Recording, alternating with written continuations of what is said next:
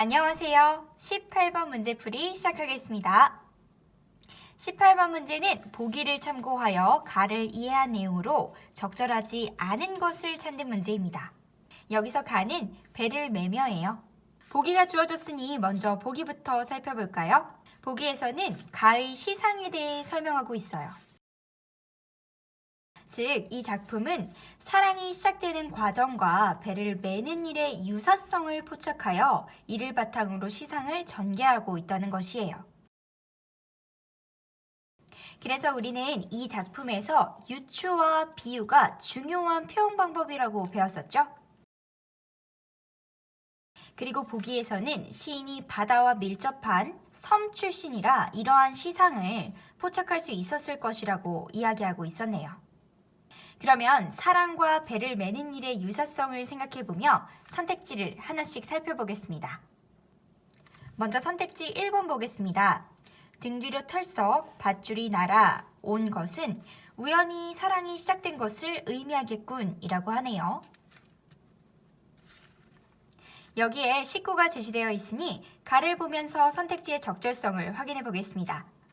선택지 1번에서 제시된 식구는 1년에서 확인할 수 있어요. 시적 화자는 아무 소리도 없이 말도 없이 등 뒤로 털썩하고 밧줄이 날아왔다 라고 했어요. 그리고 그 밧줄을 잡아다 배를 메었다고 이야기했었죠. 이는 무엇을 의미할까요? 우리 좀 전에 보기를 통해서 가는 사랑이 시작되는 것과 배를 매는 일의 유사성을 바탕으로 창작한 작품임을 확인했었죠. 또한 보기의 삼행을 보면 가에는 사랑이 우연히 찾아옴을 말한다 라는 내용이 제시되어 있어요. 결국 밧줄로 배를 매면서 사랑이 시작되므로 등 뒤로 털썩 밧줄이 날아온다 라는 것은 사랑이 우연히 또는 갑작스럽게 시작되는 것으로 이해할 수 있어요. 1번 선택지, 적절한 내용의 선택지입니다. 다음으로 선택지 2번 보겠습니다. 뛰어가 밧줄을 잡아다 배를 맨 것은 시적 화자가 사랑의 대상과 인연을 맺은 것을 비유한 것이겠군 이라고 하네요. 배를 매는 것과 사랑의 대상과 인연을 맺는 것의 속성이 서로 유사하다라는 생각은 가를 이해하는 가장 첫걸음이자 핵심이었죠.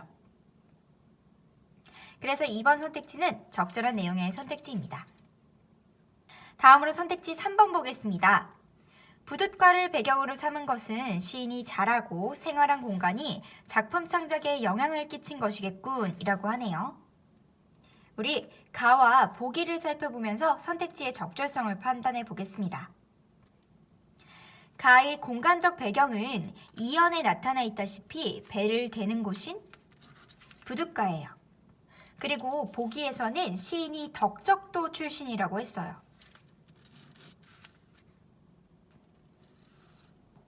덕적도는 섬이니까 부둣가도 있을 거예요. 따라서 시인이 자라고 생활한 공간이 이 작품을 창작하는 데 영향을 주었을 것이라고 추측하는 것은 적절하겠습니다. 3번 선택지, 적절한 내용이네요. 다음으로 선택지 4번 보겠습니다. 어찌할 수 없이 배를 매게 되는 것은 원치 않는 사랑이 시작되었음을 뜻하는 것이겠군 이라고 하네요. 선택지에서 제시된 식구는 2연에서 확인할 수 있네요. 2연에서 시적 화자는 사랑에 대해 배가 들어와 던져지는 밧줄을 받는 것이고 그 밧줄을 받았기 때문에 어찌할 수 없이 배를 매게 되는 것이라고 했어요. 즉, 이 부분은 갑작스레 그리고 우연하게 찾아온 인연으로 인해 사랑이 시작된다는 것을 뜻합니다. 그런데 어찌할 수 없이 라는 이 식구만 보면 약간 부정적인 느낌도 있죠? 하지만 이 식구가 배를 매게 되는 것을 수식하고 있기 때문에 여기에 부정적인 의미가 들어가 있다라고 보기는 조금 어려워요. 또한 보기의 내용에 근거한다면 어찌할 수 없이는 사랑에 피할 수 없는 운명적인 속성을 나타내는 것으로 해석하는 것이 더 적절하겠습니다. 그런데 4번에서는 이를 원치 않는 사랑이 시작되었음을 뜻한다. 이렇게 이야기하였네요. 보기와 가의 내용을 모두 참고한다면 4번 선택지의 내용 적절하지 않다는 것을 확인할 수 있겠습니다.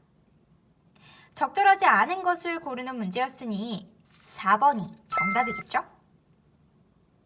5번, 구름과 빛과 시간이 함께 한다는 것은 사랑의 맺어짐을 전제로 하는 것이겠군 이라고 했어요. 우리 구름과 빛과 시간은 가의 3, 4연에서 확인해 볼 수 있네요. 3년에는 바닷물 위에 배가 구름과 빛과 시간과 함께 떠 있다는 내용이 제시되어 있어요. 이를 통해 구름, 빛, 시간이 사랑하는 사람을 둘러싼 주변 환경을 뜻한다는 것을 확인할 수 있습니다. 그리고 사연에서는 배를 매면 구름과 빛과 시간이 함께 메어진다 라는 내용이 제시되어 있는데요. 이를 통해 사랑하는 사람과 인연을 맺으면 상대방을 둘러싼 주변 환경도 함께 공유하게 된다는 것을 확인할 수 있어요.